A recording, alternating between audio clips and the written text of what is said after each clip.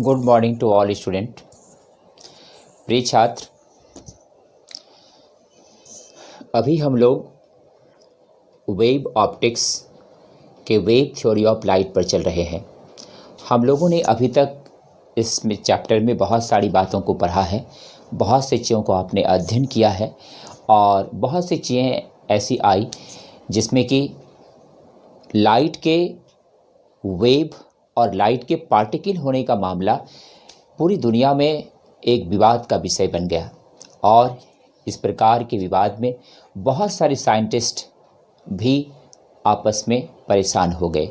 और फिर आम आदमी का क्या, जब वैज्ञानिकों में आपस में समस्या चल रहा था, what is light, light is a wave और लाइट इज ए पार्टिकल, इसको लेकर के समस्या चल रहा था। चलिए आज इस सारी समस्याओं से पर्दा उठ जाएगा और आपको स्पष्ट समझ में आ जाएगा कि लाइट एक वेव है या लाइट एक पार्टिकल है, न्यूटन का कॉर्पस्कुलर सही है या न्यूटन का कॉर्पस्कुलर थ्योरी गलत है, हाइगेंस का सिद्धांत सही है या हाइगेंस का सिद्धांत गलत है। चलिए आज सारी बात साफ साफ हो जाएगा। बस आपको एक काम करना होगा, बस लगन और ध्यान से पढ़ना होगा।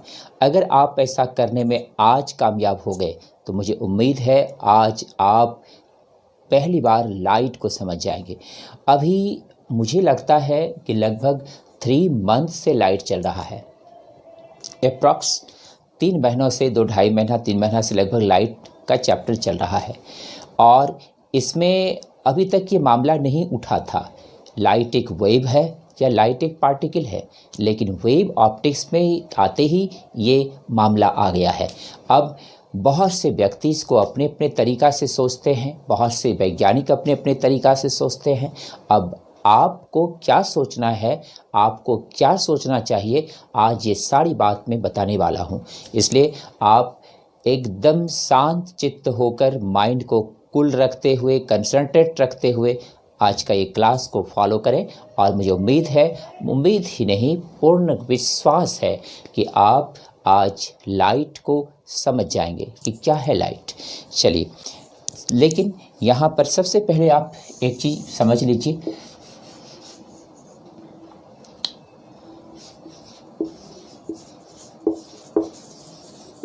कन्वर्जेंट एंड डाइवर्जेंट स्फेरिकल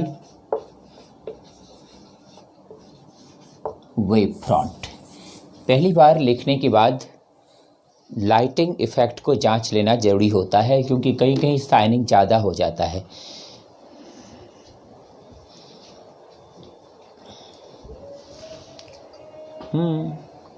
देखिए कन्वर्जेंट के पास शाइनिंग हो रहा है,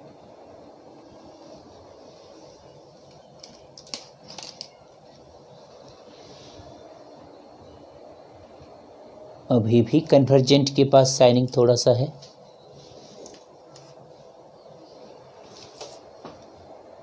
देखिए अब कन्वर्जेंट कुछ दिख रहा होगा,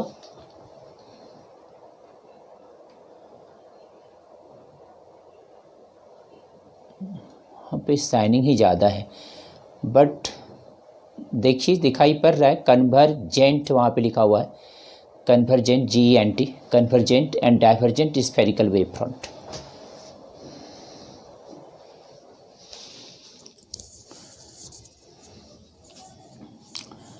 यहाँ पे जो लिखा हुआ है, जो शाइनिंग हो रहा है, ये जेंट है, convergent.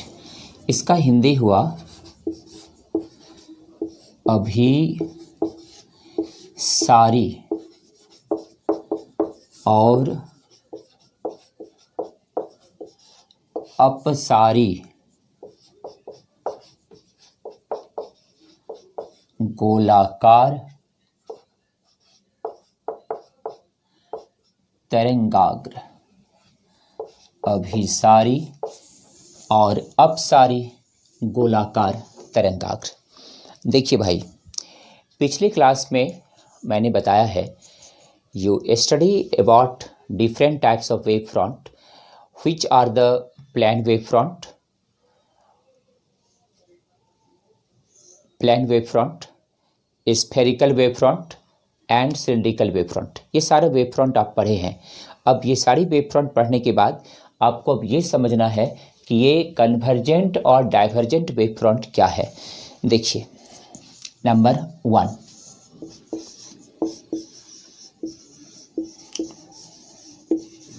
Convergent spherical wave front, CSWF, convergent spherical wave front. देखिए, when the light emit from the point source,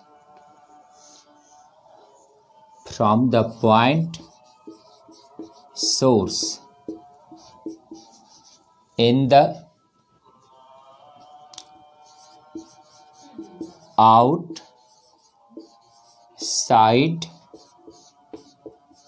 direction, then it is called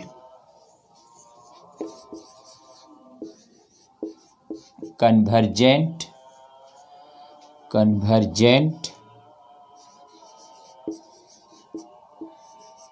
spherical wave front।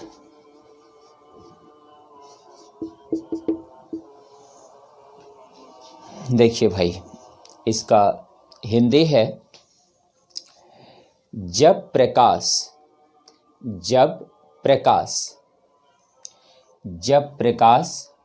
एक बिंदु स्रोत से बाहर की ओर उत्सर्जित होता है, जब प्रकाश एक बिंदु स्रोत से बाहर की ओर उत्सर्जित होता है, तब इसे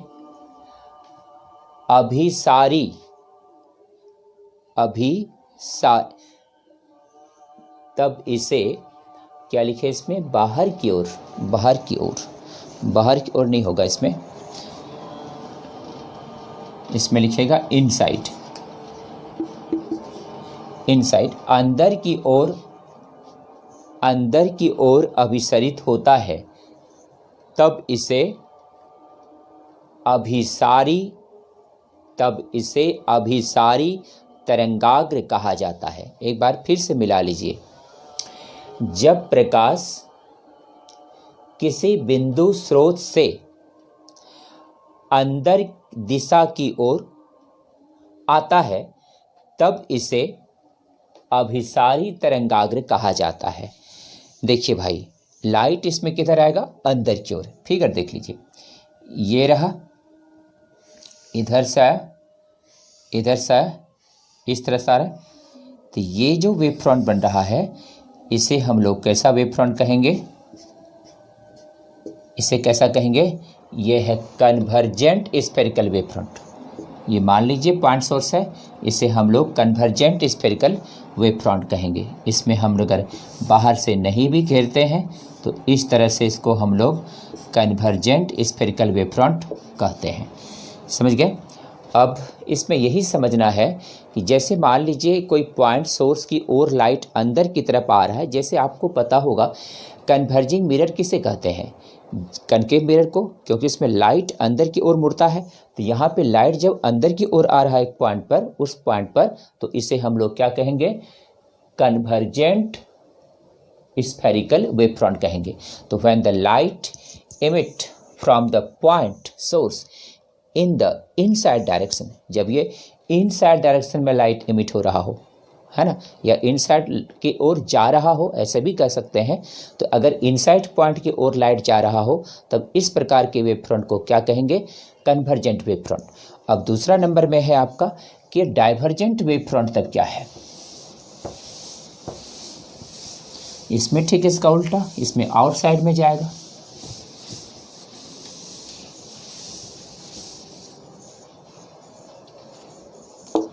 number 2,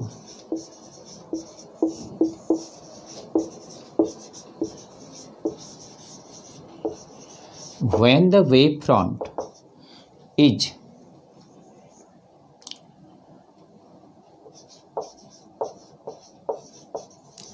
observed, when the wave front is observed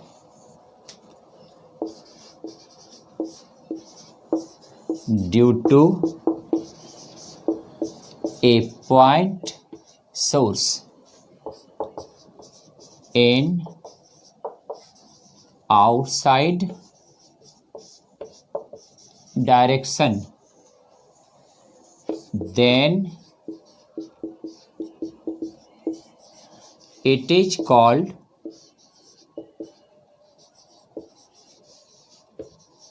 divergent wavefront.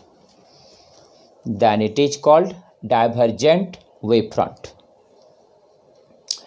Hindi है, जब, यहाँ पर आप ऊपर में इसका नाम लिख भी सकते हैं, पहले यहाँ पे नाम भी लिख सकते हैं, डाइवर्जेंट स्फेरिकल वेवफ्रंट लिखिए। हिंदी है, या पहले फिगर बना लेते हैं, उसके बाद हिंदी पे लिखिएगा।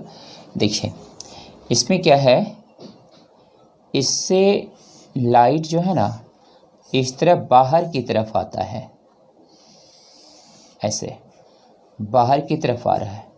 तो लाइट चीज बाहर की तरफ फैल रहा है इस पॉइंट से, इसी को हम लोग कहते हैं क्या, डाइवर्जेंट स्फेरिकल वेवफ्रंट। तो ये लाइट इस पॉइंट सोर्स से इस तरफ बाहर की ओर फैलता है, it is the divergent spherical wavefront. एक ही फिगर है, इसमें स्फेरिकल शेप दिखाए हैं और इसमें इस तरह दिखाए हैं। नोट कीजिए, एक बार फिर से साइनिंग चेक कर लेते हैं।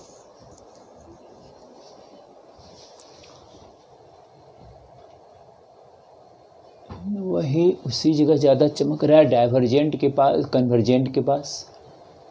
इसे तो आप लोग लिख चुके होंगे।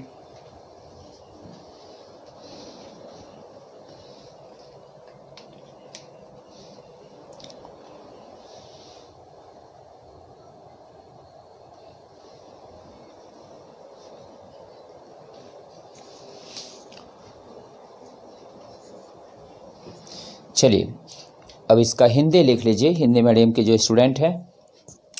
जब तरंगाग्र एक बिंदु स्रोत के कारण, जब तरंगाग्र एक बिंदु स्रोत के कारण,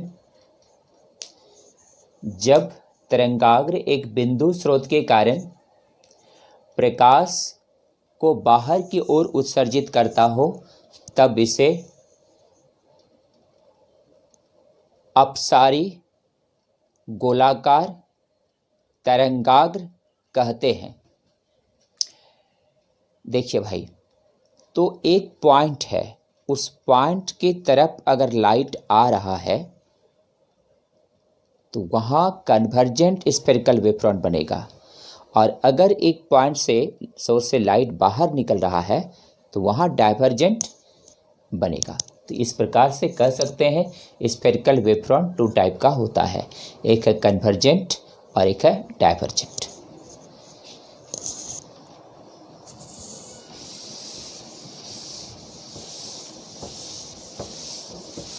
अब ये ध्यान देना है कि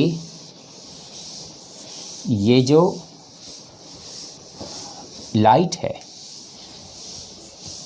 इसका नेचर ऑफ लाइट के बारे में हम लोग ये पढ़ रहे हैं अभी वाजिब में। नेचर ऑफ लाइट हम लोग इस टॉपिक में वाजिब में पढ़ रहे हैं। न्यूटन का corpuscular theory nature of light को ही बताता है। हाइगन का wave theory nature of light को ही बताता है। जैसे कि मान लीजिए कि न्यूटन का कहना है कि प्रकाश एक सीधी रेखा में चलता है, उसमें बहुत सारी कणिकाएं मौजूद हैं। वही कणिका हमारी आँख के रेटिना तक पहुँचता है, जिससे हम देख पाते हैं। वही कणिका सीधी रेखा में चलता है, वही कणिका प्रकाश के वेग के बराबर वेग से चलता है। वही कणिका ही सब कुछ है न्यूटन के कॉर्पस्कुलर थ्योरी से। तो अब गौर कीजिए यहाँ पर कि अब हम लोगों को ये समझना है नेचर ऑफ लाइट का कि अगला नेचर ऑफ लाइट क्या है। एक दो नेचर ऑफ लाइट अभी आप समझे हैं इस चैप्टर में। पहला समझे हैं न्यूटन्स कॉर्पस्कुलर थ्योरी और दूसरा समझे हैं हाइगन्स वेव थ्योरी। अब तीसरा जो समझने वाला बात है उसको ध्यान दीजिए।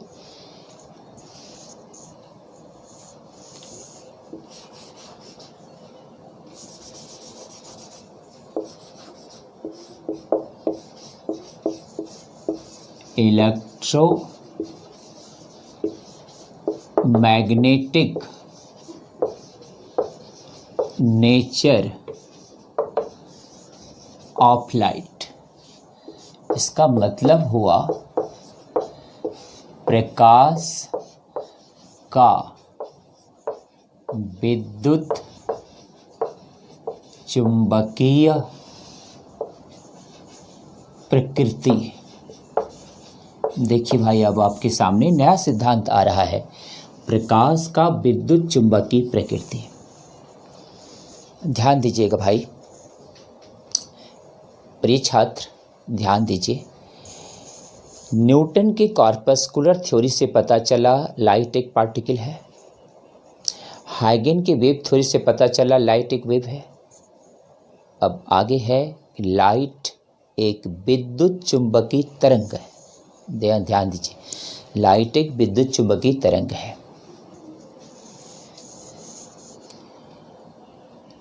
According to scientist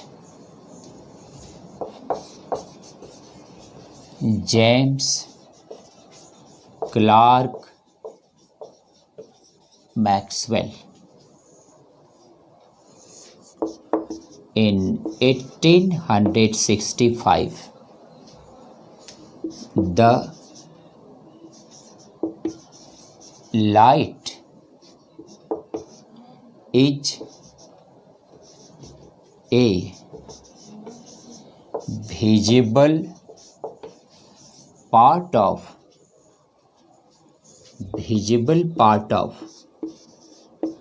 electromagnetic wave।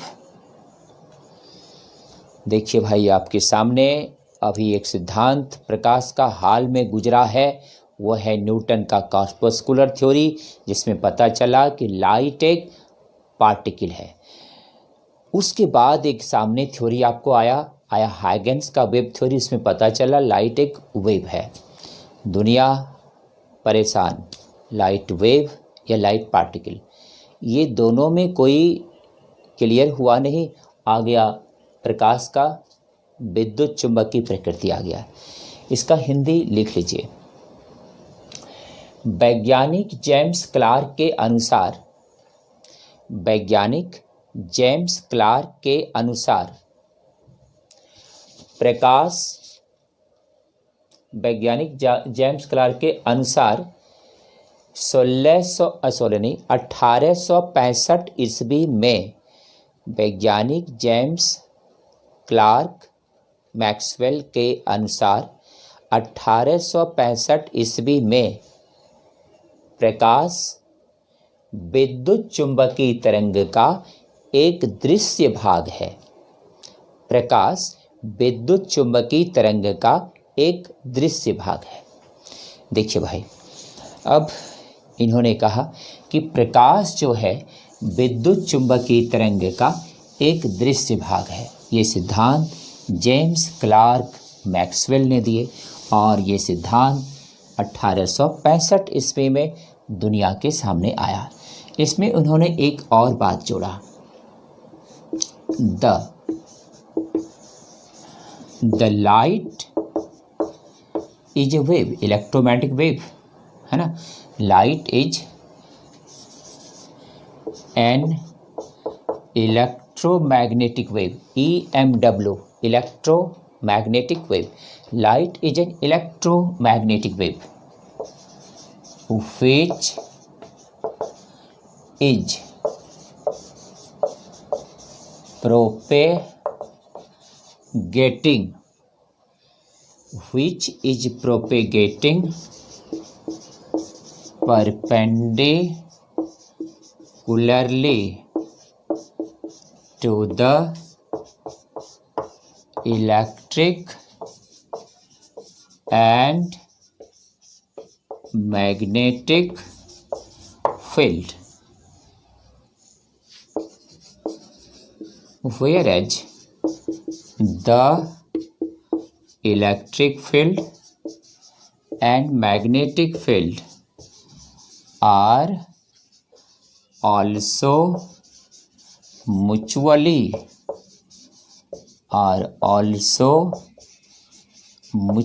perpendicular to each other। Note कीजिए, एक बार साइनिंग चेक कर लेते हैं।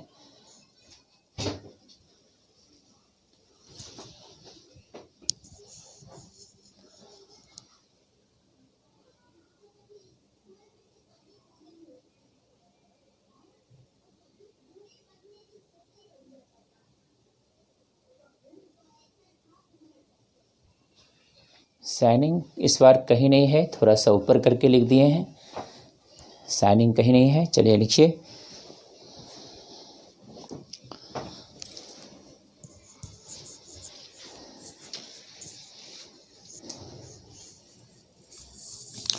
अब इसका हिंदी लिख लीजिए। हिंदी मीडियम के जो स्टूडेंट हैं वो हिंदी लिख लीजिए। प्रकाश एक विद्युत चुंबकीय तरंग है।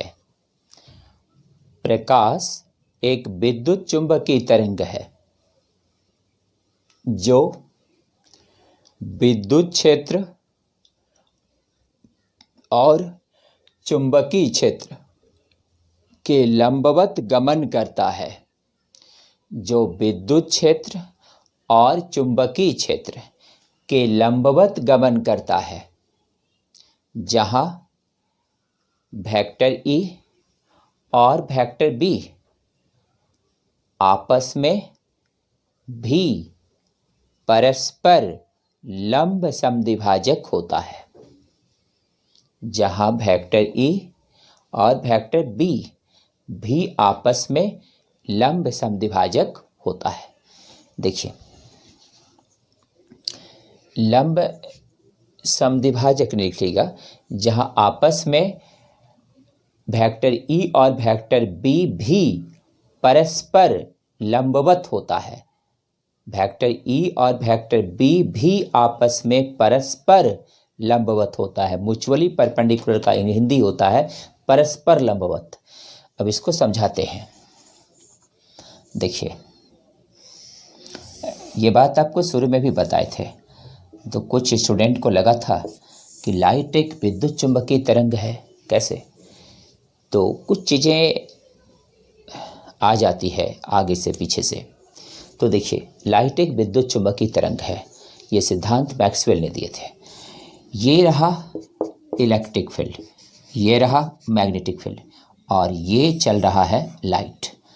लाइट इसमें चल रहा है, इसके वेलोसिटी c है। तो यहाँ पर जो लाइट इस प्रकार से चल रहा है, तो लाइट में ये तीनों परपेंडिकुलर है, एक्स एक्सिस, वाई एक्सिस और जेड एक्सिस। इधर अगर वेक्टर ई है, वेक्टर बी है, तो वेक्टर सी है ना। वेक्टर ई इलेक्ट्रिक फील्ड को डिनोट करते हैं ई से, लेकिन इसको रिप्रेजेंट कौन करता है? परमिटिविटी। मैग्नेटिक फील्ड को बी से रिप्रेजेंट कौन करता है? परमिबिलिटी। तो यहाँ पर मैक्सवेल ने वेलोसिटी ऑफ साउंड भी निकाली, वेलोसिटी ऑफ लाइट भी निकाले थे। तो देखिए, तो वेलोसिटी ऑफ लाइट मैक्सवेल ने क्या निकाले थे? c = 1/√* mu naught into epsilon not. Mu naught epsilon not का मान अगर रखेंगे, इसका मान उतना ही आ गया जितना कि 3 × 10⁸ होता है। तो यहाँ पर म्यू नॉट = होता है 4π10⁻⁻7 इन SI यूनिट। एप्सिलॉन नॉट का मान होता है 8.85 10⁻12 इन SI यूनिट। इसका मान जैसे रखेंगे तो c का मान उतना ही आ जाएगा, 3 × 10⁸ मीटर पर सेकेंड। तो ये सिद्धांत मैक्सवेल ने दिए। मैक्सवेल के इस सिद्धांत से साफ हो गया कि लाइट एक वेव है। तो मैक्सवेल का सिद्धांत किसको पुष्टि कर रहा है? हाइगन के सिद्धांत को। तो मैक्सवेल का सिद्धांत किसको पुष्टि कर रहा है? हाइगन के सिद्धांत को। और यहाँ से न्यूटन का सिद्धांत क्या हो रहा है? कहीं नहीं है। इसलिए इस सिद्धांत से, मैक्सवेल के सिद्धांत से बल किसको मिलता है? हाइगन के सिद्धांत को। तो चलिए और आगे बढ़ते हैं। पहले इसको नोट कर लीजिए, अभी तो बहुत कुछ बाकी है। इसका फाइनल क्या निकलता है आपको आज समझ लेना है कि लाइट आखिर है क्या। जो विवाद है, जो कंट्राडिक्शन है वैज्ञानिकों के बीच में, ये आज क्लियर हो जाएगा लाइट के बारे में इस क्लास में। और आप ध्यान दीजिए कि अभी जो मैक्सवेल का सिद्धांत है ये साबित कर देता है कि प्रकाश कण नहीं, प्रकाश एक तरंग है। और प्रकाश का वेग उन्होंने विद्युत चुंबकीय तरंग के रूप में इतना निकाल कर दिखा दिया, प्रमाणित कर दिया। इससे प्रूव हो गया कि लाइट जो है पार्टिकल नहीं है, लाइट क्या है? एक वेव है। यहाँ पे न्यूटन का थ्योरी, कॉर्पस्कुलर थ्योरी गड़बड़ा रहा है, यहाँ पे हाइगन का थ्योरी सफल हो रहा है। लेकिन अभी बच्चों बहुत कुछ बाकी है, नोट कीजिए, नोट कर लीजिए तेजी से। देखिए लाइट साफ जा रहा है, नोट कीजिए। तो इस सिद्धांत से मैक्सवेल भी एक महान वैज्ञानिकों के श्रेणी में आते हैं। और मैक्सवेल के सिद्धांत से पता चलता है कि प्रकाश विद्युत चुंबकीय तरंग का ही एक दृश्य भाग है और नो डाउट ये एक प्रकार का वेव है। अब हम लोग इसी जगह थोड़ी और बातों को समझेंगे। क्या समझेंगे, इस पर गौर कीजिएगा।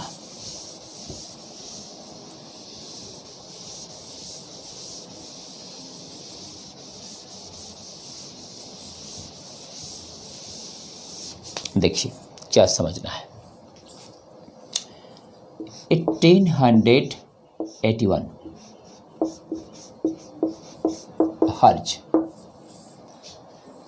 देखिए भाई 1865 में मैक्सवेल के सिद्धांत से ये साफ हो गया, light is a wave not the particle. Prove करके उन्होंने लाइट का स्पीड भी और वैज्ञानिकों ने जितना निकाला था उतना निकाल दिया। प्रूफ जब हो गया तब कौन नहीं मानेगा? सब मानेगा लाइट वेव है, प्रूफ हो गया। हर्ज ने 1881 में बताया कि लाइट एक प्योर वेव है, इसमें और कुछ नहीं है। तो यहाँ पर हर्ज ने कहा light is a wave whose nature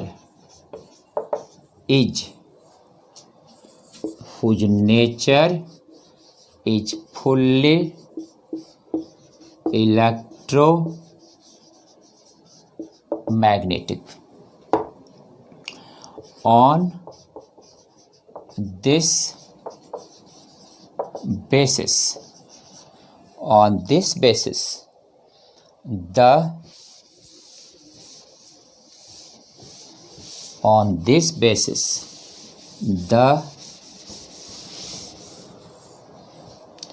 the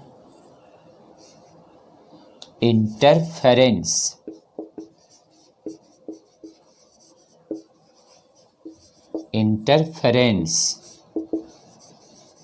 diffraction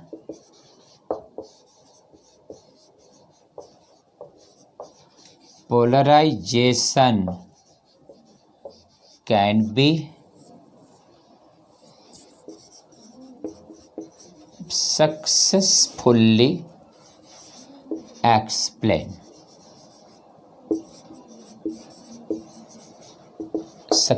explained. देखिए भाई एक और वैज्ञानिक इस श्रेणी में जुड़ गए, हर्ज, नोबेल प्राइज विनर। हर्ज को भी नोबेल प्राइज मिला है और पता ही होगा फ्रीक्वेंसी का यूनिट इन्हीं के नाम पे पड़ा है, हर्ज। तो इनको भी सम्मान दिया गया, नोबेल प्राइज़ से नवाजा गया इनको भी। इन्होंने क्या लिखा, एक बार हिंदी मीडियम के विद्यार्थी को हिंदी बोल देते हैं, उसके बाद समझाएंगे। प्रकाश एक तरंग है जिसका प्रकृति पूर्णतः विद्युत चुंबकीय होता है। इसके आधार पर व्यतिकरण, विवर्तन, ध्रुवीकरण का पूर्णतः व्याख्या किया जा सकता है। तो न्यूटन के कॉर्पस्कुलर थ्योरी से तो रे ऑप्टिक्स की घटना का व्याख्या हो ही रहा था। हाइगन के वेव थ्योरी से अधिकांश रे ऑप्टिक्स, वेव ऑप्टिक्स सबकी घटना हो गया, एक ठोकर नहीं हो पाया। किसका? पोलराइजेशन का। उसकी व्याख्या फ्रेनेल ने किया, समझे थे। अब प्रकाश एक विद्युत चुंबकीय तरंग के रूप में सामने आ रहा है। इस आधार पर हर्ज ने प्रकाश के विवर्तन, व्यतिकरण, ध्रुवीकरण सारी घटनाओं का व्याख्या कर दिया। इससे साबित हो गया एक बार फिर light is a wave, light एक वेव है। क्लियर होते जा रहा है। तो लाइट एक वेव है क्योंकि ये इलेक्ट्रोमैग्नेटिक नेचर होता है लाइट का, समझ गए। तो लाइट एक वेव है, ये एक इलेक्ट्रोमैग्नेटिक नेचर होता है लाइट का, इसलिए लाइट को इलेक्ट्रोमैग्नेटिक वेव भी कहते हैं। इसमें पार्टिकल का कहीं कोई बात नहीं आया। चलते हैं आगे। अब तो यहाँ पे दो साइंटिस्ट का नाम आपके सामने आया, एक मैक्सवेल का और दूसरा हर्ज का। मैक्सवेल और हर्ज, इस सिद्धांत से पता चला कि प्रकाश एक तरंग है।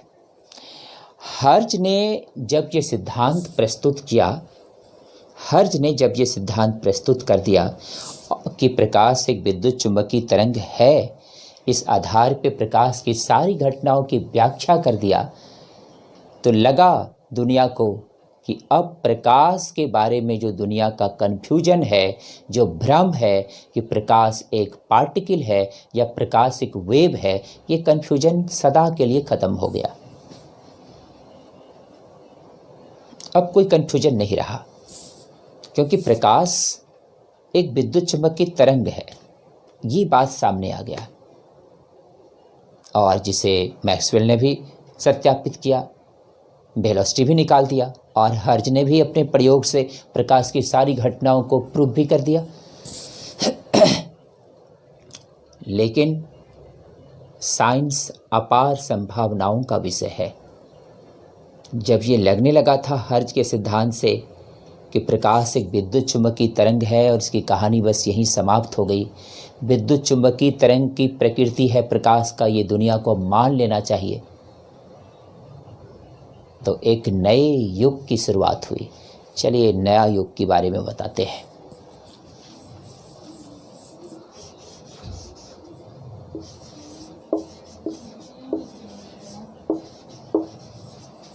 क्वांटम